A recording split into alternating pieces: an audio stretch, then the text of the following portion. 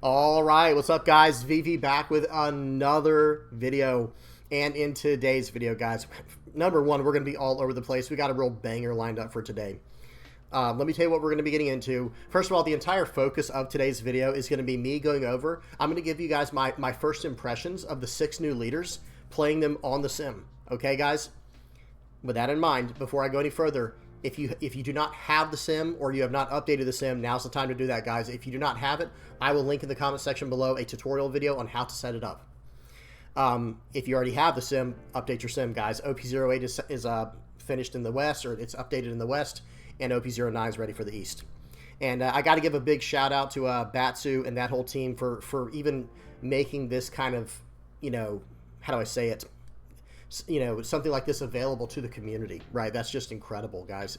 This is a free app that they put out by themselves. It's Batsu and his team. I don't know who it consists of, but a big shout out to those guys. They're awesome. So with that in mind, today's video is going to be me going over the 6 new leaders. However, we have a lot more to talk about. So let me give you guys a quick layout of what we're going to be getting into today.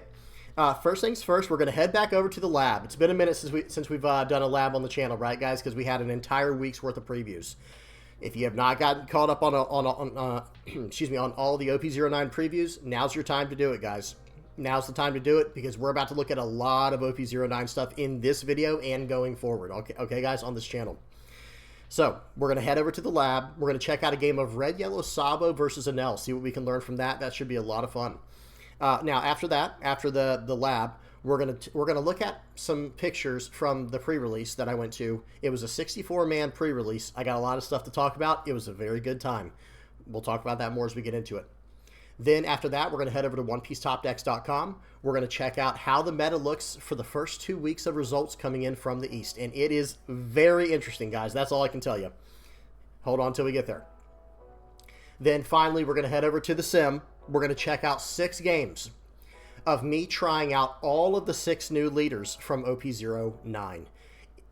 That's going to be a good time. It's going to act as more of like a first impression. I think I already mentioned that earlier in the video. I'm going to show you guys like what I learned in my very first attempt at playing each leader, and I'm going to tell you where to go from there because we'll hop over to the actual sim deck builder, and we'll go over each list that I'm running. Because, guys, the decks that I'm running are not finished. They're not fine-tuned. They're just really quick, threw it together. I want to see how this deck feels and how this leader feels and whatnot.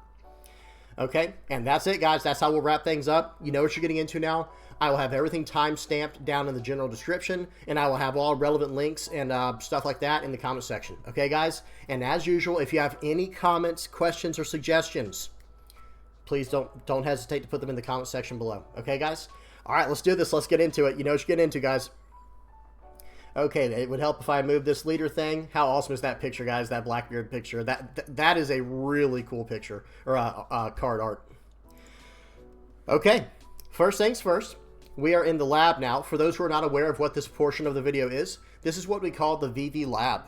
And this is where community members, or members of the community, I should say, they want me to review one of their games and feature it on the channel, right? And notice, like, you can't see your name or anything like that. So if you're a newer player or a new viewer to the channel and you want me to review one of your games, no problem.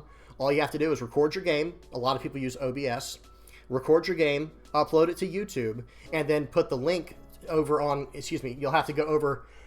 excuse me, you'll have to head over to the VV Theory Discord. Okay, I have the link in my channel description. It's a permanent link. Head over there, hop in the Discord, and then you can submit the link to under review my games. I'll put a thumbs up emoji next to it when I see it, and then I throw it in line, guys. It's just, you know, I do one at a time. And just to put things into perspective, guys, we have gone through 7 pages now of just, oops, sorry, I had it flipped around.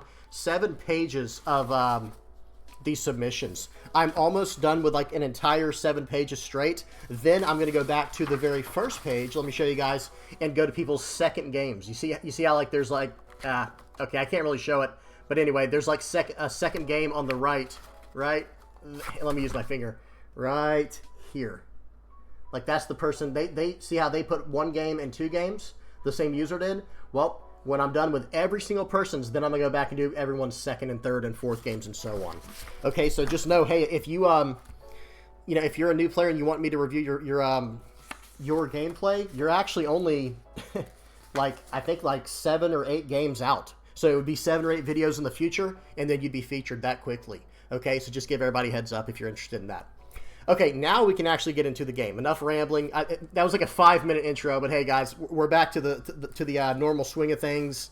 Because all of last week I did these spoilers, reviews, card reviews for OP09 full set breakdown, and we had to go all out of whack for that, mess up all the good stuff, you know, all the stuff we normally do. But now we're back to the normal grind. Okay, now let's get into this game. First up, we have a game of Red Yellow Sabo versus Enel. Let's see how these players do.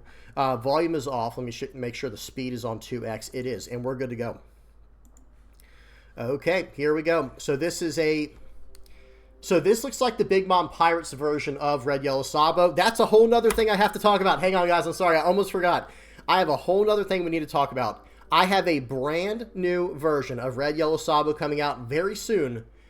OP08 updated. I might wait till not this weekend, but the next week. Well, not this weekend. Excuse me. Not this week, but next week to submit that, guys. Red Yellow Sabo got a makeover, and I think it's very good. So bear with me on that. But in this version right here, guys, we're checking out the Red Yellow Sabo Big Mom Pirates version. Swinging 5 into an L early on. I don't think that's a bad play. I really don't think that's really that bad. And let's see what he does here. If he doesn't take this, let me see. Are we on 2x? Yeah, we are. If he does not take this, he doesn't. So then we don't have to swing with Pudding, and we can develop our Parasparrow.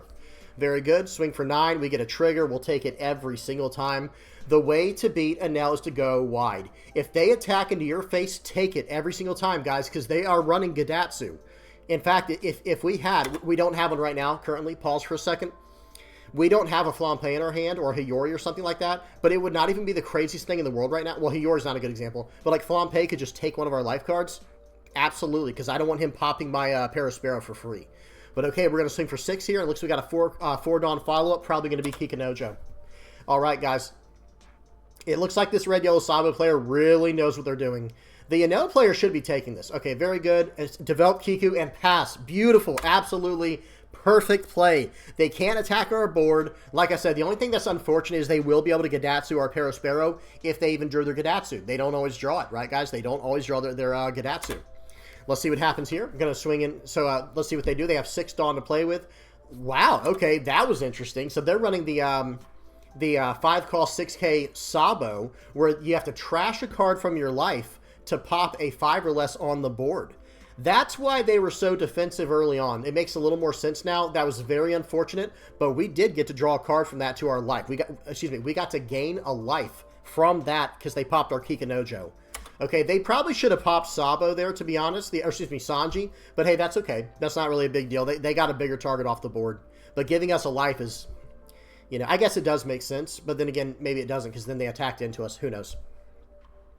Gave us a chance for another trigger. Okay, so we're going to swing for 6 here. We've got 6 Dawn left. We can do a lot right now. They're at 2 life. Is it time to swing in with Luffy? I love it. Swing in for 7. Any triggers? No triggers. Okay, they chose not to life the Luffy.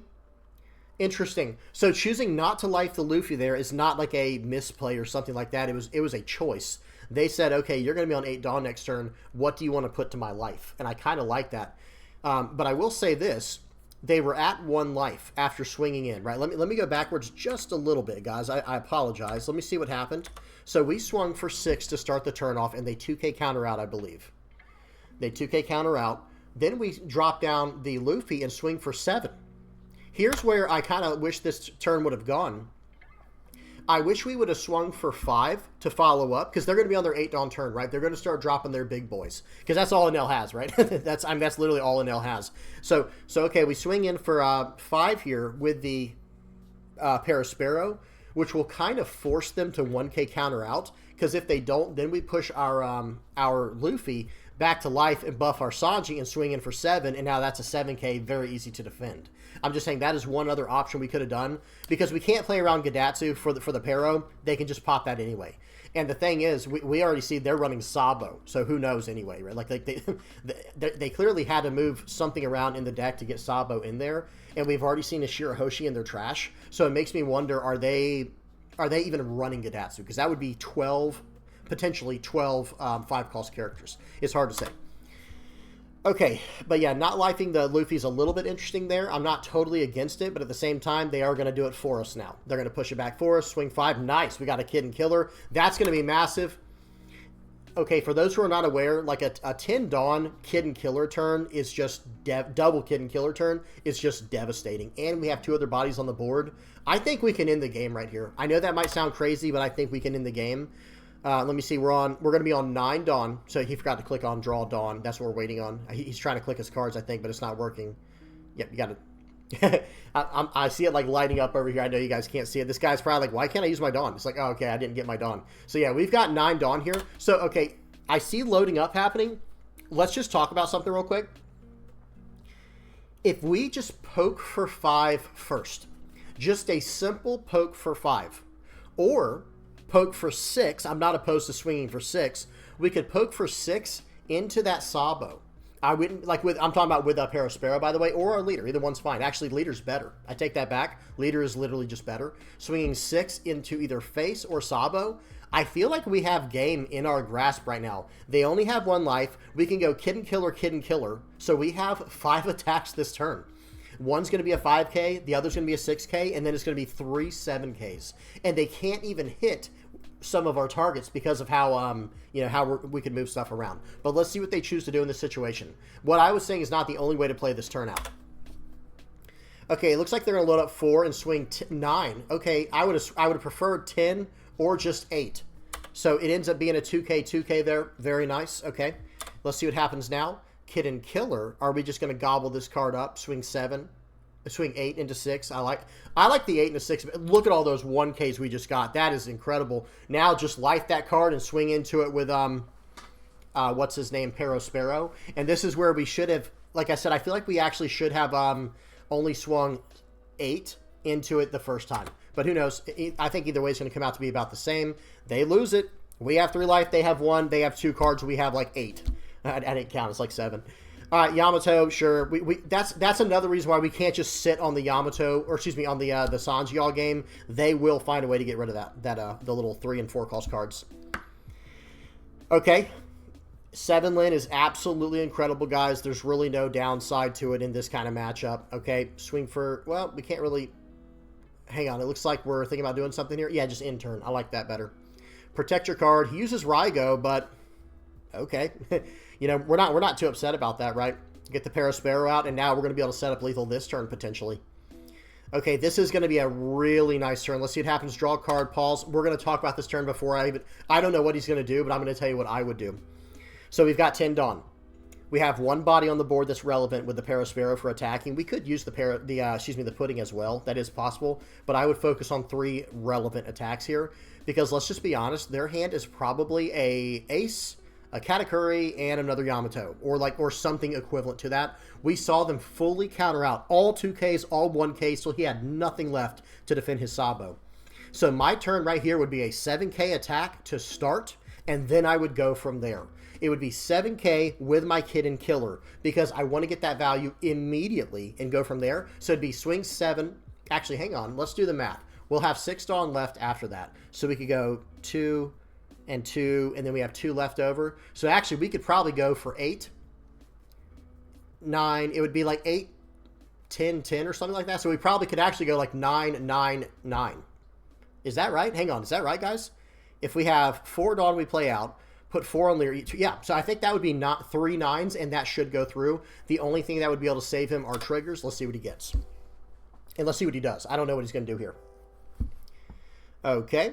Looks like we're doing some debating here. Swing for 8. Okay, that's fine. Looks like they're going to choose to use the pudding after all. Okay, so here we go. So they had an L. So they had 1 dead card in hand. Swing for 8 more. Hey, the first time I went through, let's see if it does the second time.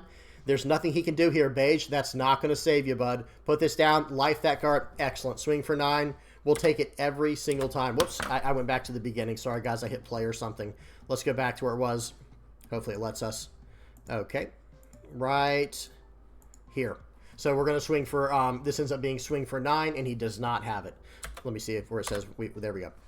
So that was a good game. I think that was handled very well. And hey, going wide like you did, not attacking early was excellent, and taking every single hit. Do not counter out of anything against Enel, guys. I don't think we need to counter out of anything as Red Yellow Sabo against Enel. That is the way to deal with this matchup. Go wide and then just stay aggressive. And triggers are a huge, huge, huge part of winning this game. I'm not saying you can't win without triggers, but they really do help. Having cards like 7 Lin help you push into the late game as well. There's a lot of things going on there. Really good stuff. Great submission. Okay, now let's go ahead and hop into the next part of the video, guys. All right. Y'all give me just a second to get set up here. Got to move this over. I'll probably have to move that again, actually, because I don't remember where I have these pictures. Actually, okay, this is perfect for right here. All right. So, first things first, guys, we got to talk about my pre-release. Okay, so I ended up getting third. Got third place at the pre-release running Red Yellow Sabo as my leader. But that's not the most interesting thing about this list, believe it or not. Or excuse me, this first place, second place, third place thing here. These standings, these rankings. First place is my good buddy Mike. He's also on the Discord channel. If you ever want to, bother him on the Discord channel, of course you can. But that's one of my real life friends. He goes to my locals. Really, really cool guy. And he got first place running Red Yellow Sabo. That's right, guys. In a 64-player tournament, there were only 2 Red Yellow Sabos. Understand that, guys. There were only 2 Red Yellow Sabos at this tournament for a pre-release. So it was sealed. It was limited sealed. We got first and third place. And I go to a very sweaty locals, guys. Like I just told you, 64 players at this tournament. And first and third were Red Yellow Sabo. Now, if you want to know what we drafted, like, oh, well, you must have drew, like, crazy cards or something, right? Not really. So first, I'll show you guys my draft, and I'll walk you through my cards. I did get some decent stuff, and let me say this real quick. Hang on. I lost one game against Bonnie. Bonnie is a very tough matchup. Let me move my face for a second, guys. Actually, I'll move it to the top, so it's out of the way. There we go. Perfect. Whoops, that's not centered. There we go. So my one loss was to a Bonnie, and they just curved out every single thing they did, tapped down my characters, and then on top of that, they had a Rayleigh in their pool. So it's like, okay, if my one loss of the tournament is going to be to a secret rare that's incredible and sealed, it is what it is, right? It happens. However, other than that, guys, let me tell you guys the secret. If you want to do good in your draft, or excuse me, in your sealed, if it's still happening, Red Yellow Sabo will reward you if you're a good player. I'm sorry, it has to be said, guys. If you are a good player, this leader will reward you. Is there anything crazy you see in my sealed draft? Or excuse me, I always call it sealed draft. I'm sorry, guys. Is there anything you see in my sealed here that's just so insane? Some people might say Kaido. That card came up like one game, okay? And if it was anything else, I would have been fine. Well, I don't know. There was one game where Kaido was very nice. I'm not saying it won me the game, but it was very relevant. It was very strong. And by the way, I had Queen as well. Notice this Animal Kingdom Pirates package I had down here. This was the one decent thing I had, but this isn't what was winning me games. I'll talk about that in just a second. But look at this. Queen was going to be able to search up Kaido, and I hit that twice. But like I said, one game it came up. The other game, I don't think it came up, or it didn't come up till the very end. But then I had Sasaki, Sheep's Head, another Sheep's Head, Hamlet, X-Drake, Ulti, Who's Who. That was a nice card. Who's Who was really solid, and that's just I believe that's just a rare.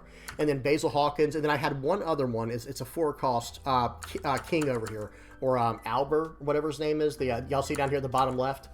Now, let's talk about the actual MVPs of this deck. It's not the Animal Kingdom Pirate stuff. It's not Kaido. It's the leader because of these cards down here.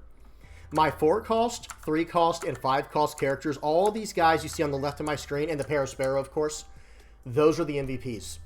I don't think I played a single 6-cost character the entire sealed. It's just too slow. And the same thing with my 6-cost and 7-cost cards over here. Didn't play any of them.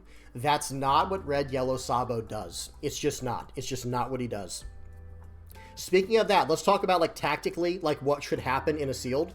Okay, if you draw just the most insane top-end cards you've ever seen, like, you might think this Edward Newgate is insane. It was not. I did not play Edward Newgate in one game. It was an absolute brick in hand every single game.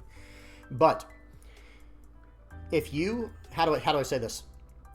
If you draft, if you pull a bunch of, like, super high-end cards in your sealed, like Kaidos, Edward Newgates, and just tons of big cards, and you don't have a lot of good, like, 4 and 3 and 5-cost characters, instead of going Red Yellow Sabo, you might actually want to go Bonnie. Because if you could just slow them down and make it to your late game, Okay, you're dropping massive characters and you're stopping one of their attacks every turn, and you could do things that way. However, if you get a normal sealed pull like this, so this was a pretty standard pull, I'd say, with the best card in here being the Kaido. Like I said, that was probably like the all-star in one game. But other than this card, guys, my 4-cost 6Ks like Ulti, X-Drake, all these 4-costs over here, the S-Bear, the Charlotte Parasparrow, the Inarashi, and, excuse me.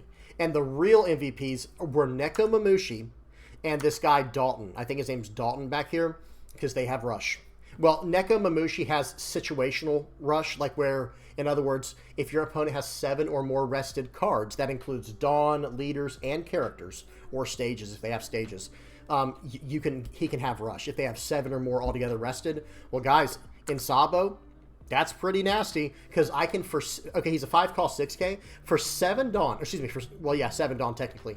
I can swing 6 with my leader and then play out Nekomamushi, attach 1 Dawn to him, swing for 7, and then throw him into life and buff one of my characters on the board and do stuff from there. And now I've got a loop on them. Now they are in so much trouble. They're in oodles of trouble, guys. They're in so much trouble at that point because now they have, when you're that late in the game and you're attacking into my life and you're giving me a rusher every turn, that's what makes Red Yellow Sabo so good, in normal, like standard constructed, right? The same thing with triggers. If I can put triggers into life, and guys, look at how many triggers. Guys, Parasparrow, S-Bear, and then this was S-Hawk, I think his name is, S-Hawk. I had that down there, and that's about it, guys. But yeah, I only got 3 2K counters and only 4 blockers. That's it. Removal, I did get 2 decent removal cards in Who's Who and Kaido. And I think, did I get one more? I feel like I might have gotten one more removal card. Maybe not. Maybe not. And then I did get these 2 rush cards, and that was huge. Absolutely massive for what I was trying to do.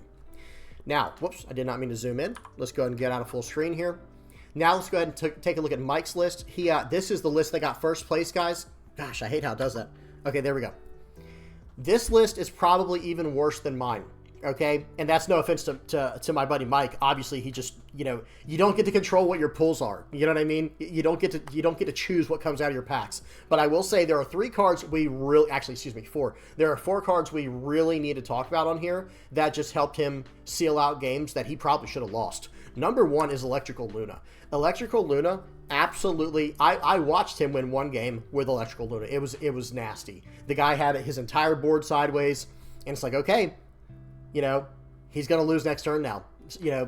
But then he drops Electrical Luna, boom, your whole board's tapped, and then he was able to, capitalize on that by just going all in like a turn or 2 in a row. Okay, what else? Let me see something. Now, again, notice the 4-cost characters. Notice all of these 4-cost characters. Pedro and S-Snake we're going to talk about in just a second. Those were other cards I wanted to talk about. But before I get into those, I want to talk about Namiel, and then I want to talk about the 4-cost characters again one more time. Namiel is an absolute stud in Sealed. In OP08 Sealed, Namiel is an absolute stud. He's incredible. Okay? Being able to just fix your hand a little bit and set things up the way you need to, and he's a blocker, and he's a 1K counter, there's just no downside to that. And maybe most importantly, he's also 3-cost. So if you need to put him into life for whatever reason, attach 5 Dawn, swing for 7, and then life him to redo that effect next turn or something, that is an option. I'm not saying it's a great option, but hey, if you have to do it, you do what you have to do to win the game, right? So anyway, and let me, before I get into Pedro and S-Snake, let me talk about something real quick before I forget, because I know I'll forget if I don't talk about it. And guys, my head's like right in the way. I'm sorry, guys. I was like, hey, look at all these 4-cost characters where my head is. But no, seriously, these 4-cost characters up here, check this out, guys. There were times where me and Mike, my buddy here, this is Mike's list.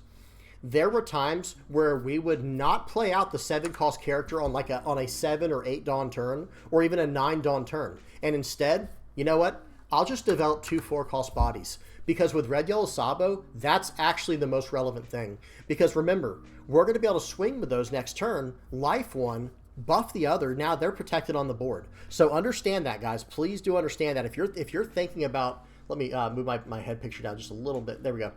If you are thinking about piloting Red Yellow Sabo at your Sealed, which I absolutely recommend you try it. It is incredibly strong, guys.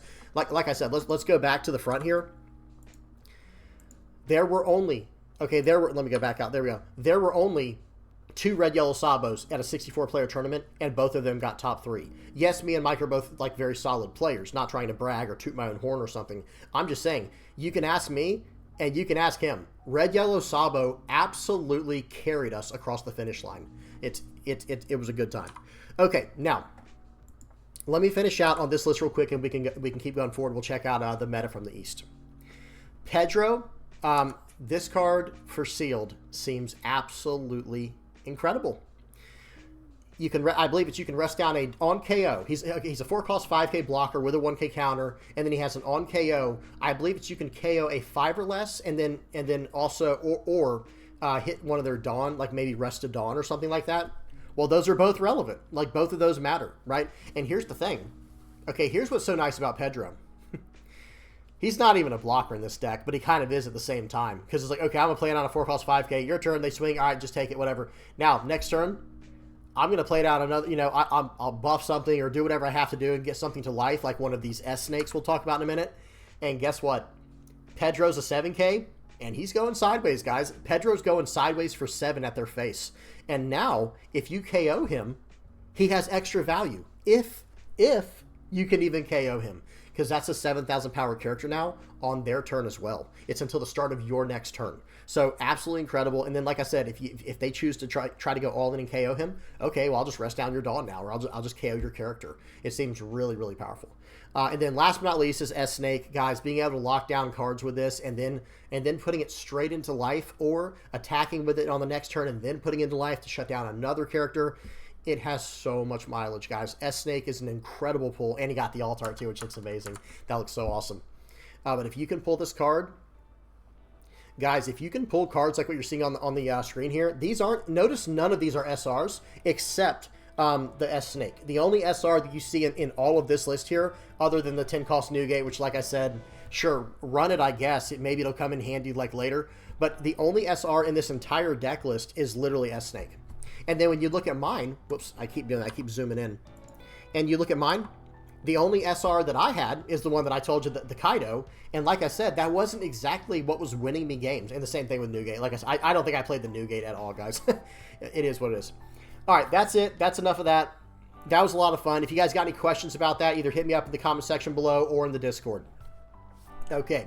We're done with that. Now let's go. I did it again. Now we're going over to the meta in the East. All right, guys, we got some stuff to talk about. This is, now we are over in the, let me show you guys. If you go to OnePieceTopDecks.com, this is what the homepage should look like. You go to this homepage right here, you click on deck list, and right now we're looking at OP09. Notice it's this first list right here. We'll click on that, or the first option. And check this out. We're going to sort by 100 entries because I think there's only 80 at the time you're recording this video. And then we're going to sort by deck profile, and we're going to go straight through it. Okay, guys? Sabo already showing up. Obviously, the deck is absolutely goated. I can't wait to show you guys the new list. This is not running the list that I'll be showing you. This is running a Revo Army version, and we are not going to go through all these. Just kind of take a mental image, take some pause and check it out. But I just want to show you guys. Sabo, it was able to win a store battle already in the very first week, which I guess, I don't know, some people might say, well, yeah, that's when it will, you know, when any deck can win is in the first week when people are learning. But you guys get the point. Black Yellow Luffy only has a single representation so far. A few red purple Luffys. This red purple kid, I do not believe this is correct. It might be, but look at the deck list they show, guys. I just don't think this is red purple kid. I could be wrong. Who knows? Maybe it is, but I feel like this is red purple Luffy and it's not labeled properly.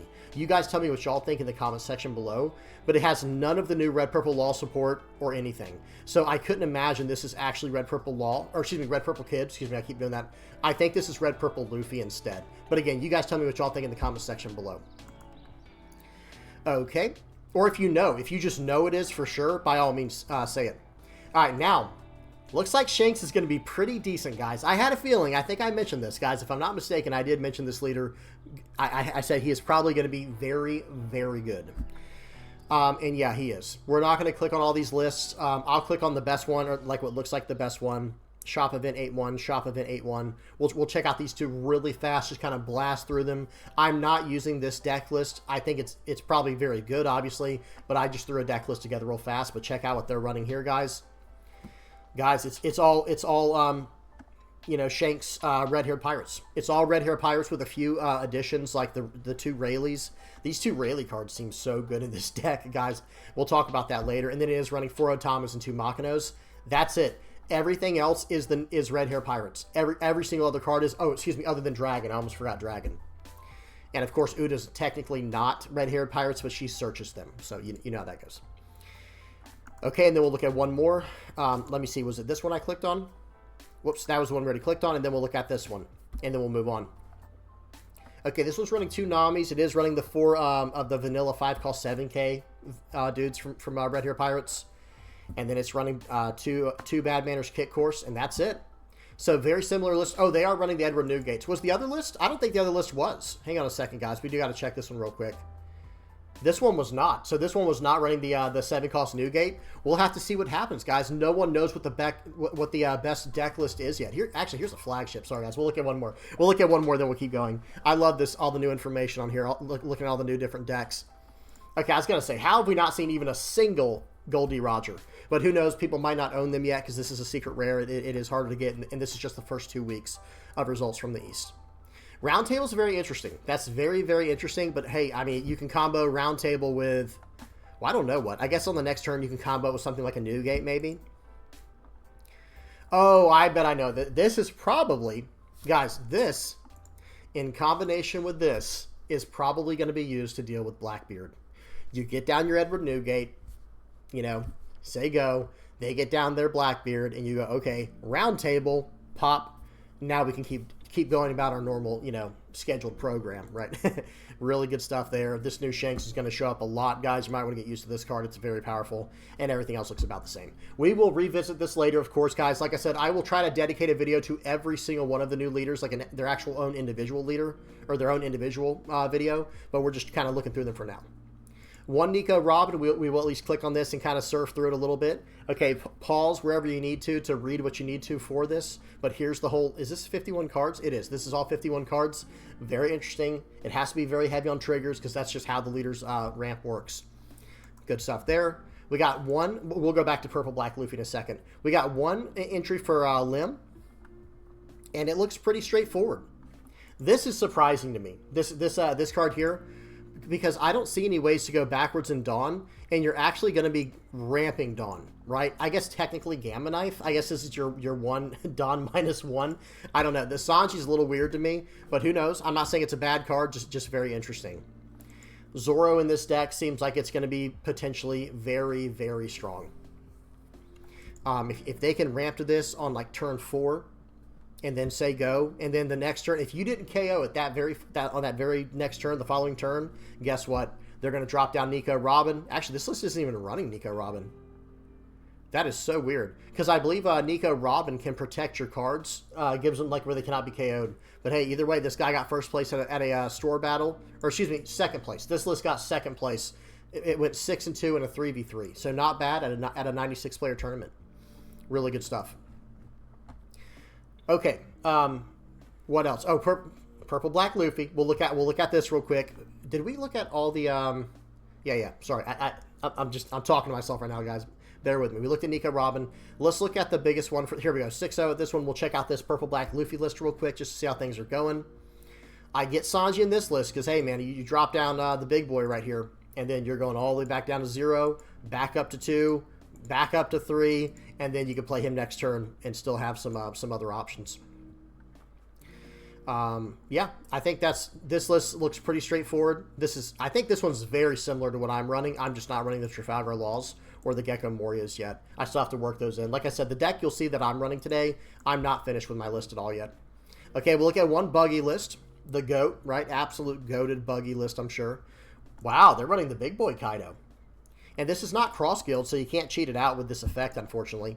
But you can cheat out this one, of course. And then everything else looks about, you know, about what you'd expect. Sort of. Hang on. Sort of. They are running 4 Sanji's Pilaf, 2 Gum Gum Rains, the 2 of the stage, 4 Searcher guys here, Galdino. Yeah, I'm not going to talk too much about it. Just check it out for yourself if you want to know more about it. But I'll say this. My list is very similar. If you look at this top part of my list, minus the Kaidos, yep, this is like what I'm running. And then you look down here, I was not trying this. I might have to mess with this later. But I'll talk more about Buggy when we get to him, because I think Buggy has a lot of potential. I'll talk about that in a minute.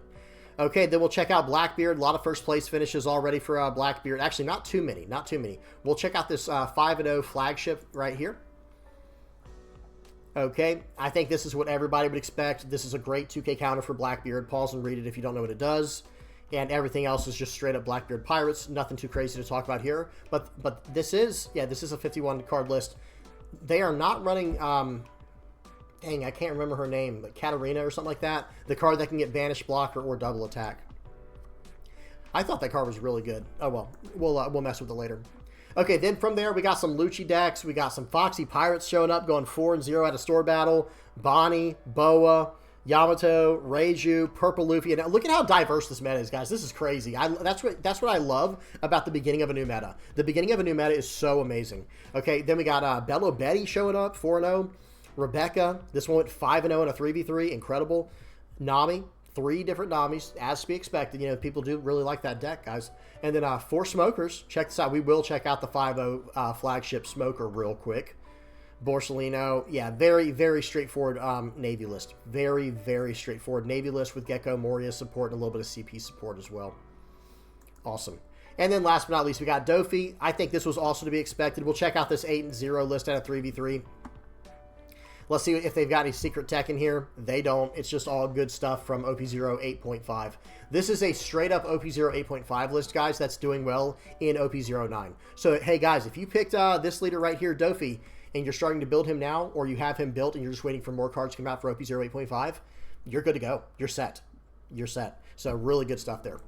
All right, that's it, guys. That's it for the, let me go back. Then I cannot wait to see what more things happen, what new things come about for OP09. This format looks incredible so far. OP09 looks absolutely peak for One Piece.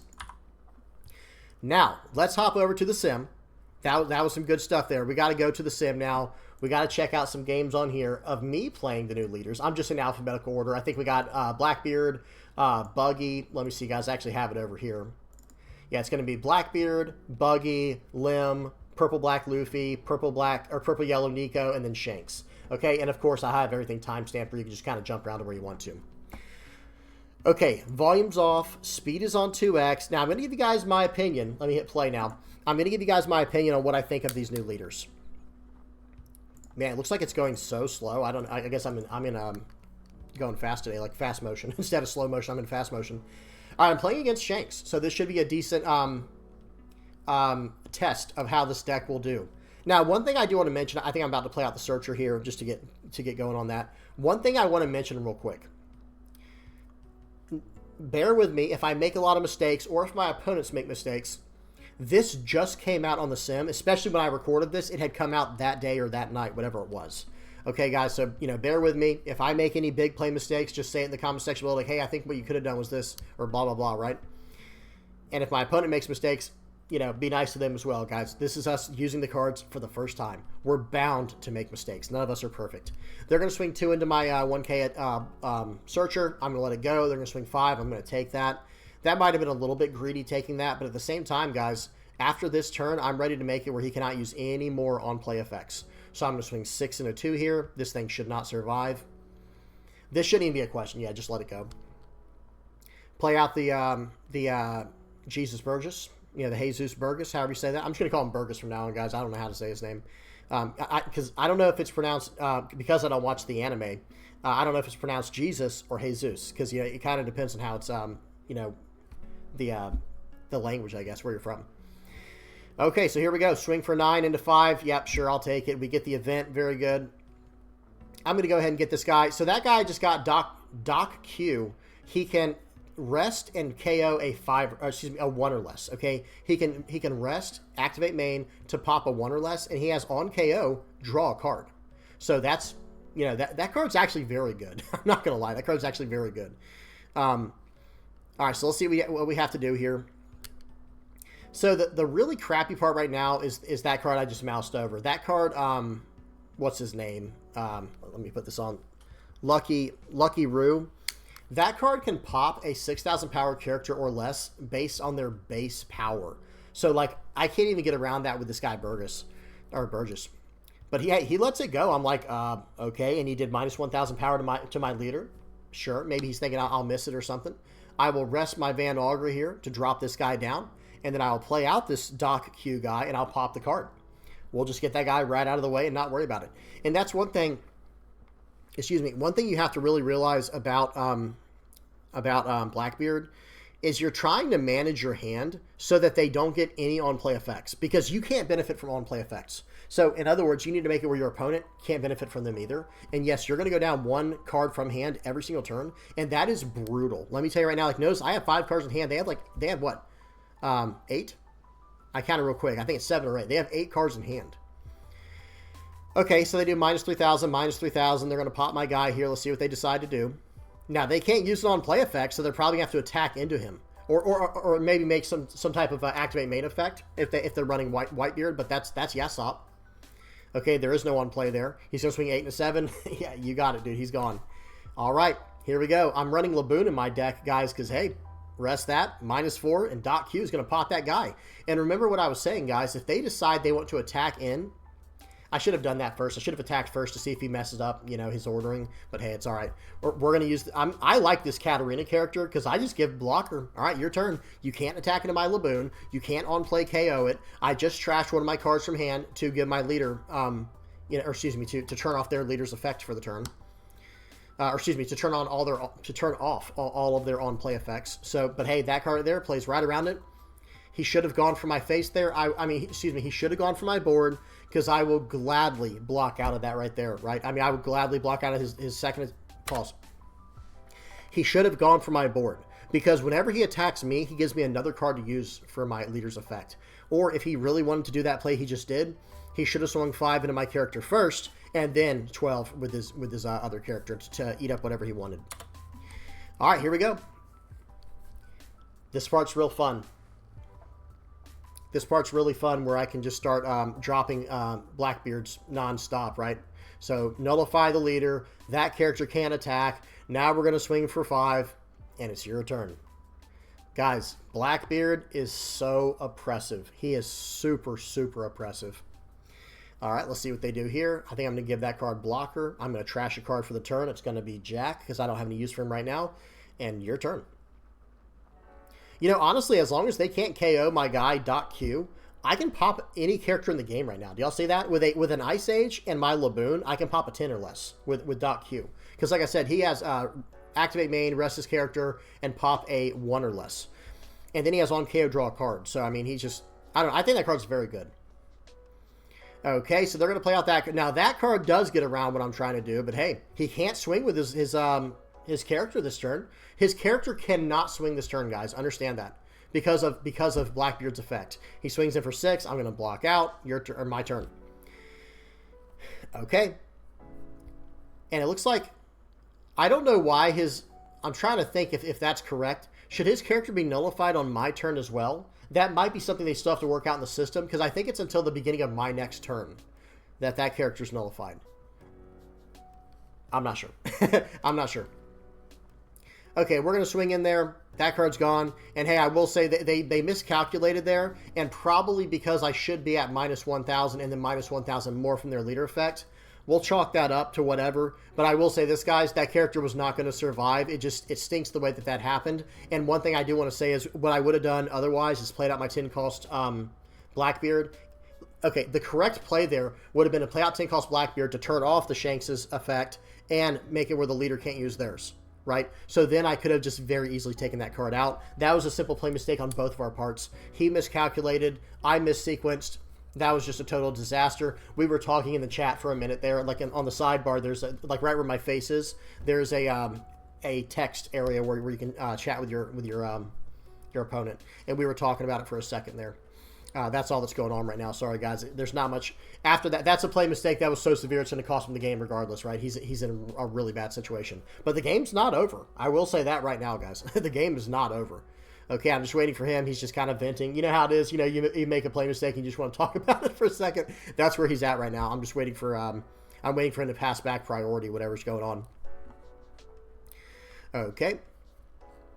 Again, Yeah, and then he just passes. So like I said, bear with me, guys. I'm not saying these are the best games today. You're just going to get an idea, and I'm going to tell you what I think about these decks at the end, okay, to summarize. But good stuff there. You know, GG to my opponent. It happens, and there's no reason to be upset. This is the very beginning of this set for us, you know, messing with these new cards, and they're probably still working out issues and bugs and stuff on the actual sim itself for OP09. Okay. So, now we got a game for Buggy versus Shanks. Okay, Shanks is very popular right now on the, you know, on the sim. So, we're going to start off with the Galdino here. I'm going to try and fix our cards real quick, and then we're just going to pass it to him. Nothing more we can do here. We did a cross-guild search from the event, and we did a search with Galdino. So, we went through 9 cards there to get what we wanted, pretty much. Okay, so now we're just waiting on my opponent. Okay, and the volume is off, right? Yeah, and the speed should be at 2x. I know I just said it. It is. All right, so they're going to swing for 8 at me here. Let's see what they choose to do. Or let's see what I choose to do here. I only have 4 Dawn, which feels bad. You kind of want to go first with this deck, I feel like. Maybe not. But you have a lot of 1-cost searchers, and you get straight to 5 Dawn. I honestly think you want to go first with this deck. But going second's not the end of the world either. So I'm just going to attack this guy. Swing 5, swing 5. Minus 1,000, sure. Okay. So now they're going to play out Uda, do some searching. Very good. And next turn, I'll actually be able to use my leader's effect if I need to. Swing for 9. This guy is just attacking my face, guys. So he is obviously going to have some rush cards in his deck because of the way he's playing. You can just tell he's not trying to go late game with me. He's not trying to control the board. He is trying to just go late game. Or excuse me, he is trying to run me over. Just straight up run me over in this game. Okay, does an Uda search. Let's see what he gets. Gets a Lucky Roo. Seems good. And now swing 7 at face. Of course. Of course, right? Part of me thinks I probably should have played out the Mihawk, but that's okay. We'll do a 2K, 1K there to get out of this. I don't want to dip too low this early on. All right, let's see what happens here. I'm just going to try to keep filling the board up. I'm going to swing for 6. See what he does. I think I'm actually kind of considering bottom decking the Lucky Roo, because it's like, you know, like, I just want this card out of the way. But it's like, you know what, let's see what he gives me here. So I'm going to swing for 6, see if he does anything. He might just minus 1 and 1K. No, he takes it. Okay, no trigger. And let's see what I do next. Yeah, honestly, after that, yeah, I was going to say, I think I should just punish him. I think I should just simply punish him here. Swing 7, your turn. He wants to be aggressive. If I can really mess up his tempo like that, I think I should. Okay, so right here, he's going to play out the dragon, swing 8 into 7. I have to just let that go. Oh, well. And then he's probably going to go 9 at face. Because swinging at Alvida allows me to play another character if I had one, but I didn't even have one. That's the funny part. Okay, so right here, we get the 2K counter, 5 cost 5K. Great utility card in this deck. Kabaji's his name. All right, so what do we do here? What would you do here? Like, that's the real question. A lot of options. There's actually a lot of options here. I can play out a blocker. I can attack face. He's probably going to use his effect right here. Yep.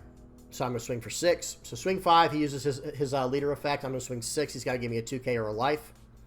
He gives me a life. And now it's like, okay, let's go ahead and cheat out some characters now. Let's have some fun, right? Let's cheat out some characters. So I trash a card. I cheat out the Mihawk here. Trash another card, but it was a draw 2 trash one, so I came out even. And then I'm going to play out the Crocodile, cheating out the Mr. 1 Daz Bones, which he also has a draw 2 trash 1. So it kind of broke even the whole way through. And I established some massive bodies. So now he has to win this turn, but I have a 2K, a 1K, and 2 life, and a blocker. And then Ben Beckman's one of my characters there, that it's not my blocker, so I don't really care. Okay, 8 into 6. Okay, let's go, yeah, block here 2K probably, or just let it go and make him attack life. Because how is he supposed to survive this turn? Oh, and by the way, Alvida lets me play a 5-cost character. Yeah, I don't know how this guy's supposed to survive this turn. I'm like, okay, do I try to go another turn against him? Because he does have a lot of cards in hand, but it's like, wait a minute.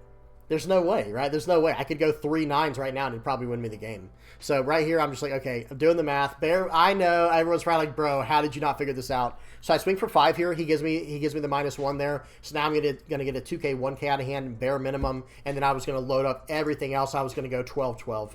That was not the way to do it. The way I should have done it was just start off with an 8 damage poke from the 5 cost 7K vanilla, and then go from there. 8K poke forces the 1K and a 2K 1K. GG, though, that was still a lot of fun. Let's keep going. All right. Sorry, guys. We still got 4 games left, so I'm trying to get through this quick. Volume's off. Speed's on 2x. We're good to go. Now we got a game of Lim. This is the leader. Okay, don't judge me, guys. Don't judge me, but this is the leader I'm least excited for because I don't play green and I barely play purple. So, of course, this leader is not like my favorite, but as is usually the case in this game, I was pleasantly surprised by how this leader did. I was like, wow, there's a lot of combinations here, a lot of things we can do here to protect our board and to cheat out Dawn, just, ramp straight to the late game. It's really not that bad. Just not my preference. That's how I should say that. It's not that I think this is a bad leader. It's just the one I was least excited for. Okay, swinging at me for 8. I'll take it. That's fine. I've got 6 Dawn now. What should I do? I think I'm going to attack first to see what he gives me. If he -1's here, perfect. Now I can swing for 5 with my leader for free if I need to. Because I think I just developed 2 bodies here. Yep, swing 5. Always swing first, so that way, you don't get hit with any random triggers. Okay, I think I'm just waiting on him to do a trick. Okay, I don't know why he used that. It's like, dude, why would you? I don't understand. Oh well. So he used used Bad Manners Kick Course to give my character -3,000 more. But it's like, dude, that's not really how that card works, right? It doesn't really work like that. So with Chopper, I stand up my Usopp. Doflamingo stands himself up, and I'm in good shape. He drops down Lucky Roo. That's pretty annoying. I'm not gonna lie. That's pretty annoying, but we'll have to deal with it. So swing for 7. I'm going to block and do a 2K counter, and now it's going to be my turn. Okay, I'm going to swing for 6. Let's see what he does here.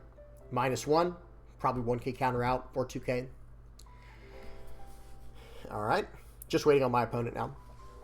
I did get this this ADO guy. That card is a monster, man. That ADO is actually really strong. Stand 3, Dawn up. Use my leader effect. I'm going to play out my Robin here. And then I'm going to swing for 5, and then swing for 5 more. And then next turn, I'll tell you what, or at the end of my turn, I'll just stand up all of my characters. Well, not all of them. not all of them, but a lot of them. We'll stand up the Nico, Robin, and the Doflamingo. Okay, so he goes ahead and trashes my characters. Very powerful effect, trashing characters, I must say. Getting it right around my KO immunity.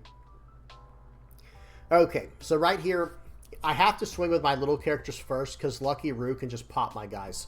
Okay, there's the leader effect. Perfect. I'll keep swinging. Some people might be thinking like I should have at least attached 1 Dawn before he uses his leader effect. Yeah, probably. Probably. But hey, getting it over with that way, we'll take it. Now we're probably going to swing for 5 more, and I think I'm just going to develop a board. Swing for 5. I'm just poking this guy. I just want all of his cards. I just want all of his cards right now. Swing for 9. That's going to be a big hit. Then he's going to be able to pop my Nico, Robin, or my Usopp. It doesn't matter. Or actually, Chopper might be the best choice. Chopper might be the best choice there because he can stand up my characters. Even though he's 1,000 power less, he stands up my characters at the end of the turn. a 4 or less. I play out the Usopp, get a, that's a draw 2, trash 2 if you have 2 other characters, if you have 2 or more characters that are rested on play. I go ahead and trash the Sakazuki because he's about to just drop nothing but 9 and 10 cost characters. At least that's what I'm thinking in my mind. So I go as wide as I can with the board. I stand up a 4 cost. I stand up one of the Usopps there. And now it's my opponent's turn. But he has a lot of work to do. I have 2K, 2K, 1K here. I can get out of a lot of trouble right here. Let's see what he decides to do. Plays out Dragon. I'm not scared of that card. I will say this. The 10 cost 12K would have been disastrous for me there. Because he could have gone into my board and eaten everything but the Adio and the Usopp. And that would have just been a massacre. I might have been able to save one of those, but, what do you do at that point? Okay, so I let that card go. I do have Adio's effect here. He's going to swing for 9. Let's see what he does. I think it's 9 into Sabo. All right, just waiting for him. Yep, so we're going to use the effect here to give him plus 2,000, and then we're going to 2K counter out. I wish that was until the end of turn. That would have been nice if it was until the end of turn. Maybe it would have been too strong then. Okay, but I still have 3 bodies and my leader attack. This guy is in so much trouble. I'm like, all right, time to go all 7s and then 2 7s, 2 9s, and we're off to the races here. Or 2 7s, 8 and 9. I don't know. You guys get the point. All right, so swinging for 7. He decides to give my leader minus 1,000 power. It's always weird to me when they try the tricky stuff. So, okay, that one went through, so now it's going to be 7 and then 9. Look at that. I don't understand what's going on there. But like I said, guys, let's not be too judgmental. This is the first, day. This was the first day it was released when I recorded this. So let's be nice. Let's not make fun of anybody. And again, I'm not saying these were the, the best games. I just want to give you guys my first impressions. And I will say Lim was much better than I thought she'd be. It was much more enjoyable than I thought it would be. Okay, speed 2x. The volume's already off. We're good to go. This leader's a little tricky. It's trickier than I thought, because if you're not utilizing that effect right there that we just did to ramp a Dawn there, if you're not using that every single turn, it feels horrible. It feels so horrible. But I'll talk about that more later. Like for example, if I had a card right here, excuse me, if I had a card right there that could have ramped me and like done all the tricks right there, it would have been massive. Like Frankie, the 4-cost Frankie, but I didn't have it. Okay, he's going to swing for 5 there. I think I 1K counter out. Then he's going to swing for 7. We'll go ahead and take that. Plays out Queen. Dawn -1. Draw 2, trash 1. You guys know the deal there. All right, so now I can at least play out my Sanji. We are going to -2 there. Rest the Queen. Get the 2 back. 1 active. And now I'm going to attack his board. We're going 6 into 4. He's not going to, no reason to defend that card. And I think what I do here is I go 6, 6, 7. Or 6, 6, 8 into Queen here. Or 6, 6, 8. Yeah, didn't have enough Dawn to do the other way. That would have been cheating. But hey, now guys, I'm going to be at 9 Dawn next turn or 10. I can't remember. Either way, I'll be able to play out my 9-cost Luffy if I need to. Okay, he's just going face. I'm like, oh, okay, this guy, he's trying to get cards on my hand, but then he went for my character. Of course, I have to defend that. That was greedy going for that character. I think he should have gone for the other Sanji. Swing 6 into 6. I get to draw a card. You have to trash a card now to counter out. I'll swing 6 more into 6. Just demolishing this poor guy's hand. Like, yummy, yummy hand. And then right here, we're going to play out the Luffy. Get to draw a card. Has a rush. Right here, okay, I think I should have just gone everything face, but I think I get greedy here. I'll go 11 into 10. He gives me a 2K. Now 7 into 6. He gets to draw the card back. I think if I would have just gone 7K and then face with the 11, I think that would have probably been slightly better. And then he's on a 1-turn clock where it's like, okay, can you win this turn? If not, you lose. Okay, so he swings for 6 first. I'm like, okay, so no 10-drop Luffy coming, I guess. Plays out the Nami. Let's see what he searches up. He gets another 9-cost Luffy. That's pretty good. Draw a card. And let's see what he can do with this. He can't finish the game out. Okay, I'll let him have that one. But now, a 10 into 7, I don't think I should give him this one, guys. I don't think I should give him this one. We'll give him a 3K and a 1K. And now I think it's time to go for game. Let's poke him down like usual. Yes, I like the 6s, guys. I'm a big fan of just poking 6 into a red purple Luffy. It is so toxic. 10 first is also really good. If this goes through, he's just in lots of trouble, right? Okay, Gum Giant. And then he goes whatever he just did there. Now we're going to go in for 8.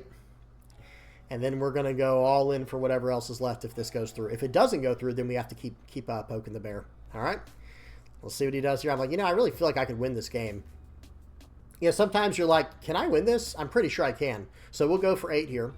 That goes through, and then, okay, then pause. GG. That was a fun one. It was just kind of like a math win. The chances of him getting out of all these attacks, it was going to be 8, 8, 10, 11. You know what I mean? That's hard to get out of. That's really hard to get out of. And even if he had played a blocker, it doesn't really matter because I have the Sanji, the 7-cost Sanji in hand I could have played. All right, next game, we got purple-yellow Robin. Now, I have to tell you guys, I guess I'm a yellow player at this point in my One Piece journey. I used to be a black player. Now I'm a yellow player.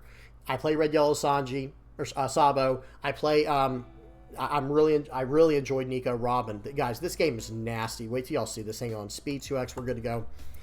I guess I'm a yellow player, like I said. Now, I don't play Enel, so don't get mad at me. Don't think, oh, you like playing the broken cards or something like that. It's like, no, and I'm not saying Enel's broken. I'm just saying, people always like to cast judgment like that. There we go. Swing for 5. He takes it, guys. He took it. I have Banish. I trashed the character, I trashed the trigger to ramp. I just pop his Perona there, and look what he plays out. You ready for this, guys? That Perona sure would have been nice if he could have bounced it back with that law.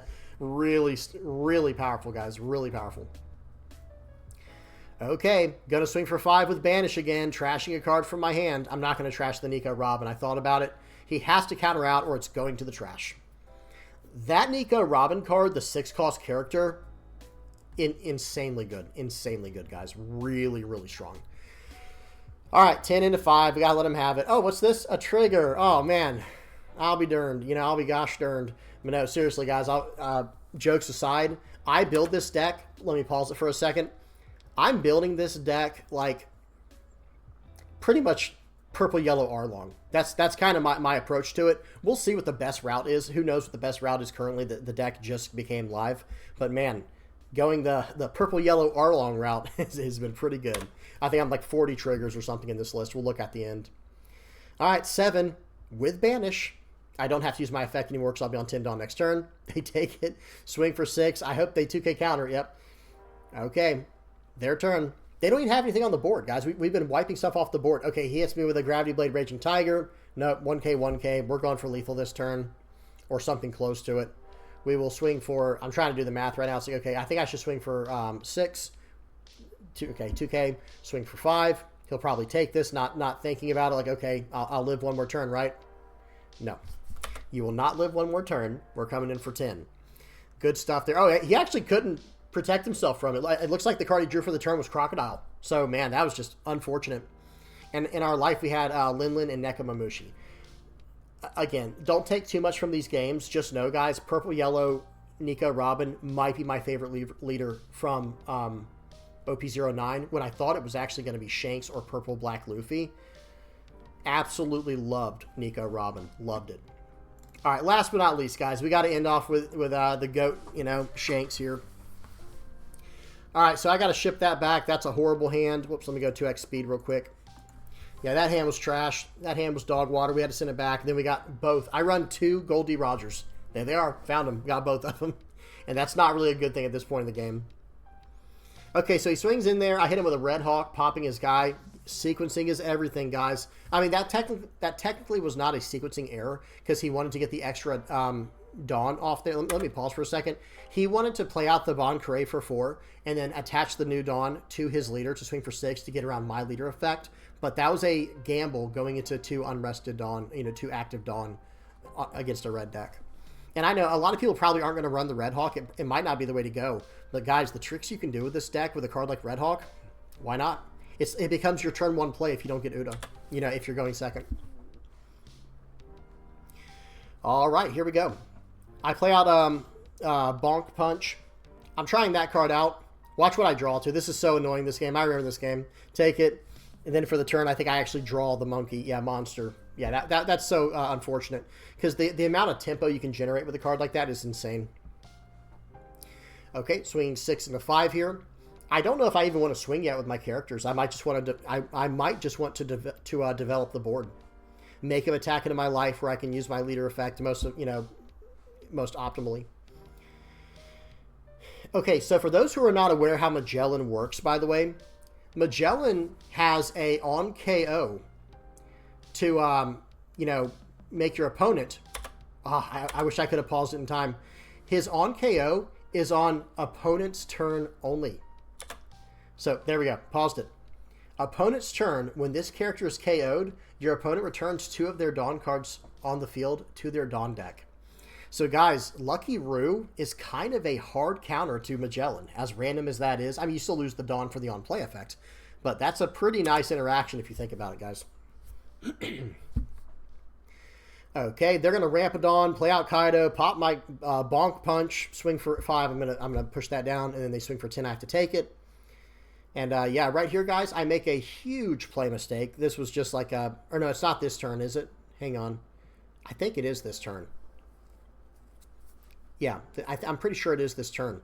I accidentally play out LaRue here over the Bonk Punch when my plan the whole time... Watch, I remember this turn. I was like, oh, look, I'm mousing over Monster to click him, but I haven't... I don't have the muscle memory yet to remember what the cards look like, because a lot of times I see the picture and I just know what it does because I memorized the card by its picture. I know the name of it now and all that it does. I hadn't memorized the cards yet. I was like, wait, why can't I play out Monster? It's like, oh, I just played out Lucky Roo. Rookie mistake. Absolute rookie mistake. But that's okay. We're still okay. Lucky Roo is still a good card. It is a blocker, so there is some safety behind that. But at the same time, I did not mean to do that. I was trying to go as wide as I could on the board this turn and then play out Lucky Roo next turn. Or even try to end the game with Roger, depending on what they did. Okay, they hit me with a Trafalgar Law effect. It didn't hit anything important, so we're good. me sit up, guys. My head's going further and further down in the frame. It's like, wait. Excuse me. All right, playing out Uda here, searching up the card. We get a Ben Beckman, I believe. Swing for 6 into face. Let's see what he does. He saw that I got Ben Beckman, so I don't know why he wouldn't just block there. I'm like, okay, if you're not going to block, then I think I'm actually just going to pop your dude with Beckman here and just develop towards next turn. Because otherwise, I was actually going to swing for 5 with Uda and then play out the bonk punch because I missed it last turn. But it's like, hey, this way I keep more 1K counters in hand. Sure. Swings for 7. I'll -1 to give him a 2K. Yep, give him lime juice, and he plays out queen. But I got a Ben Beckman from my life, and he doesn't know that. So I'm going to swing for 7. Let's see what he does here. He thinks he's safe. Again, that's kind of the moral of the story here. We'll swing for 5. Hang on. I think I should swing for 6 minimum or play out the Ben Beckman. Okay. Then again, if he takes it, I do have Roger in hand. We do have this really powerful card in our hand. Think about it, guys. This entire game, I've had 2 dead cards in my hand. You know what I mean? And this game is still pretty close. Not saying it's my opponent's fault or anything. I'm just saying Shanks is a very powerful deck. But so is this one. So is Purple Luffy, guys. I was going to include a game from Purple Luffy in today's video, but I didn't get around to it. All right, so he counters out. We'll just pop his blocker now. We'll swing in for 5, and we'll set up lethal for next turn. I've got 3 1K counters in hand. I have a blocker, and I have 1 life. So I'm feeling okay. You know what I mean? I don't think I'm just dead next turn. So it's like, all right, let's see what happens here. Swing for 10. I go ahead and use the blocker here, I think. Yep, I want to keep my life at least at 1 here. He plays out a blocker. And then here's the fun part. He should have known, don't attack here, because I take this. And now, do you guys see what's going to happen next turn? Who can predict the future here? Who's got the observation hockey? He can't block me now. He can't block my 10-cost Goldie Roger. It's over. It's game over. Because, okay, let me pause it. Let me see if I mouse over it. Number 1, he can't even block this attack. Goldie Roger says, there, okay, when your opponent activates blocker, if you or your opponent have 0 life, you win the game. It's not just for his attack. It is period. So if he uses blocker right now, he loses the game. And in bad news, I'm going to swing 5, 7, 7, 13. He only has 4 cards in hand, okay? And he has no blockers. Remember, guys, he can't even activate blocker. So I'll swing for 7. Here we go. He'll probably have to take this or go 2K, 1K.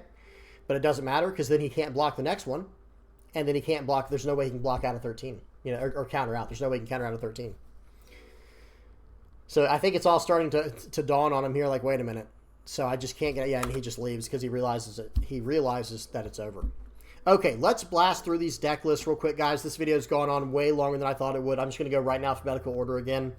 First up is Blackbeard. This list is not finished, but hey, I really like Jack and Laboon in here. Doc Q, this card was excellent. Oh, let me move on. That was a close one. That was a close one. All right, Doc Q was excellent here, guys. Like I said, this is Laboon. Pause and read it. This is Jack. Pause and read it if you don't know what these do. Excuse me. Big fan of Lafitte in here, and this is my era, or this is my age. Burgess was strong. Katarina felt strong, just locking down the board. It's like, okay, I'm just going to block with her as long as I need to defend my cards like Laboon or Doc Q or Lafitte or Van Auger. Van Auger, incredible card. Again, for all these cards, if you don't know what they do, guys, I'm not going to explain every one of them because I just did 7 straight videos of all the OP09 spoilers, a full review of the entire set. So please check that out if you have not already, but I'm at least going to put it on the screen where you can pause and read it if you need to. Okay, Burgess was absolutely incredible. Burgess. Shiryu, he's just a 2K counter. I haven't really gotten a chance to use him really. Sleeper as well. One thing I've noticed when I'm playing this leader is I actually tend to trash my 2K counters most of the time, unless it's just a dead card in hand that I don't need, which is, I don't know, maybe none of these cards.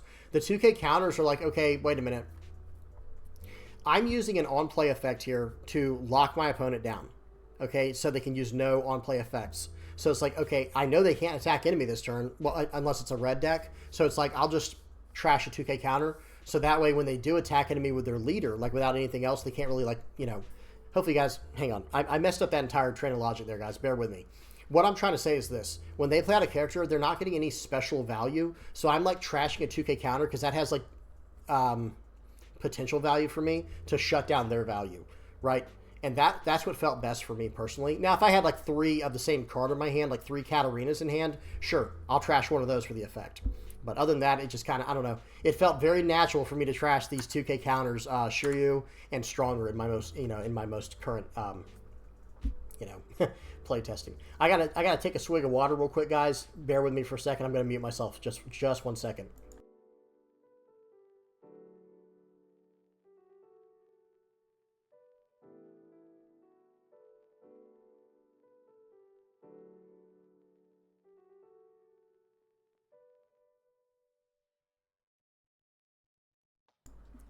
All right, we're back. So yeah, I'm not going to spend too much time on these lists, guys. Sorry, my throat had completely dried out there, guys. My apologies. But I will say this. Blackbeard was the absolute MVP of this one. Laboon was very strong in conjunction with Doc Q, and that's just a 6-dawn play to start popping 5 or less characters. Because remember, he can pop a 1 or less as just an activate main. So combine that with Laboon or Ice Age, incredible. One thing that we did see was this is a 2K counter worth considering for sure. Very nice. This seems very strong with what we're trying to do. Maybe run 2 of these or 4 of these. I don't know. It seems very good. Van Augur is also another option that allows you to rest him to do -3, and now your Doc Q is popping what you need to. But here's the thing. The Van Augur and the Doc Q are Doc Q and Van Augur, very, very important in this deck, because when they get KO'd, you get to draw a card. You're trashing a card every single turn with your effect, and you're playing out a card for the turn. So you're going down two cards a turn. So you're going to want to take life pretty aggressively, and you're also going to want to, you're going to draw a card for the turn, and then you're going to want to take like at least 1 hit a turn. Okay, really good stuff here. I think this deck has a lot of potential. This is just a rough draft. Don't ask me why I'm not playing this or playing that, guys. I'm not done with it. I'm not done. This was just first impression. Really liked it. Marshall D. Teach was incredible. Very, very strong. Has really good searchability already with this event and with this character. Good 2K counter support already with these 2 guys.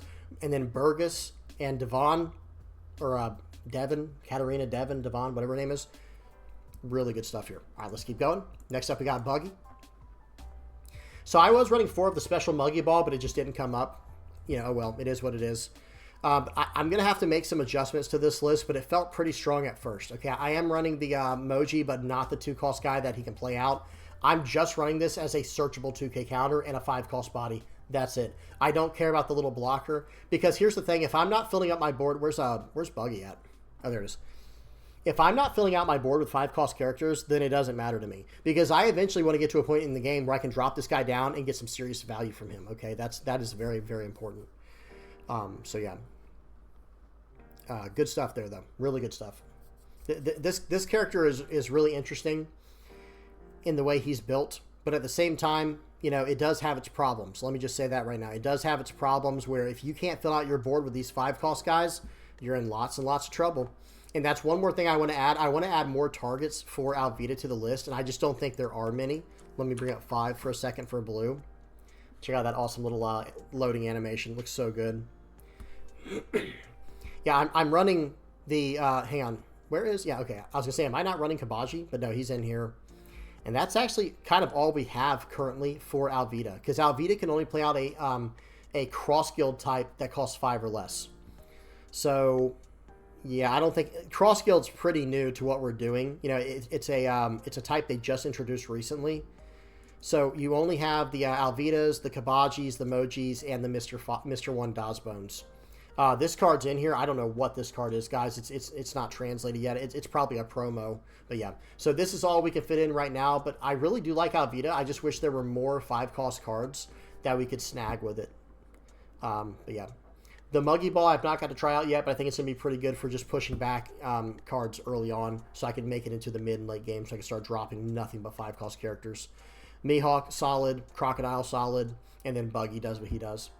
I think removal is going to be the way to go, guys, because, I mean, how do I say this? Removal is very important so that you can stay on pace, stay on, on tempo with these huge drops coming down. 10-cost Shanks, 10-cost Roger, 10-cost Blackbeard. It's like that's probably how OP09 is going to be. It's probably going to be a slightly slower format unless you're literally running a blitz deck, a rush deck, like maybe Zoro, Zuro, whatever they're calling it now, Red, Yellow, Bello, Betty, or some type of equivalent. Because even Doffy, like even Blue Doflamingo and decks that go really wide, like Purple Luffy, yeah, they are fast, but they're more in the mid-range style, where it's like, okay, you know, you can kind of still go at their speed, even though you're a little bit slowed down, and you can hit them with cards like Gravity Blade Raging Tiger to really slow them down.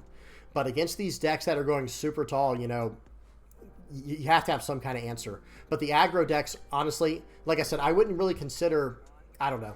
That might be a discussion for a whole video sometime, guys. Like, what is aggro, mid-range, and control in this game? Because I feel like it's kind of moved. I feel like it's kind of shifted. But we'll talk about that later. Long story short, back to whatever I was saying. I kind of lost track, guys. I just want to make it to my 5-Dawn turn in a decent position. And that's why I'm running the special Muggy Balls to just push cards back to their hand. And the same thing with Gravity Blade Raging Tigers. The first thing that I would do to change this list is I would go down 1 Red Rock and go up 1 Gravity Blade Raging Tiger. Just one quick little fix there. But I will keep you guys updated on this list as time goes on. Okay, and the same with all of these. All right, next up we got Lim. I'll try to pick up the pace, guys. This video's gone on for so long. I tried out, I did have 4 of these in the deck. We just didn't see it in the game we tried. This list, I kind of just let it build itself. The only thing that I took any liberty in including was I added 4 Ezos for a 2K counter, and then I added 4 of this 10 cost as the top end. This card can technically be Zoro or Kaido and Linlin. But my thing is this. If I can plop this character down and they survive a turn, that's game. Because it's the same idea with what's his name? With Zoro, right? It's the same idea with Zoro, but it's not the same. Because getting rid of a 9-cost 9K is actually a lot easier than getting rid of a 10-cost 12K. It's a lot easier. I know that sounds like, well, no, they're just 1 cost off. You know, they're only 3,000 power off. It's like, yeah, but remember, guys, this character's entering into play rested. So it's actually, it's easier than you think to get rid of that compared to a 10-cost 12K. Anything can be removed in the game currently, right? Like there's an answer for like everything in this game. I'm just saying it is much, much easier to get rid of a 9-cost 9K than it is a 10-cost 12K. And then when you stand up the board, you're not actually going to lose any of your characters if you have Nico, Robin in hand, right? That's the beauty of what this is trying to do here. Okay, let's keep going. I'll have all the deck lists down in the comment section for those who want to try these out. And again, these lists are nothing special. They need a lot of work. All right, Nico, Robin. Bro, this... Okay, let's take a look here. I'm going to count the cards that are not triggers, and that'll be easier for me to count. So 3, 6, 8. So this is a 42 trigger deck. I'm running 4 Dareshi to keep my hand size up. I'm running the Bonnies. I'm running Namis. I'm running Luffy. Like lots of the Egghead support. There might be an argument to add some Egghead searchers in here maybe, because I do have 4, 8, 12, 15. I have 15 cards that are searchable by Egghead. And everything else, I don't think so. Yeah, none of the other stuff. If there was like a good yellow, purple or yellow Straw Hat Searcher, then maybe there'd be something there. Let me see something real quick. I know purple has sort of one. It's like an event. Yeah, this one is a top 3 search, and it does have trigger. So, I mean, maybe there is some argument to add this card. We'll have to see.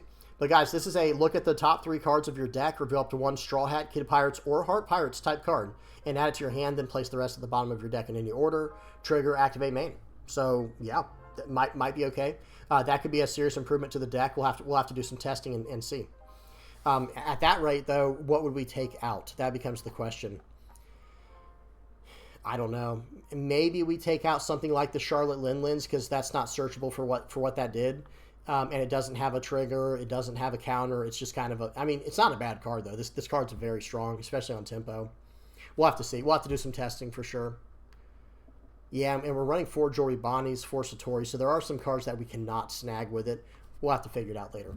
But yeah, guys, this list was running very aggressively, very fun. It still needs some work, but yeah, here's a good start with this one.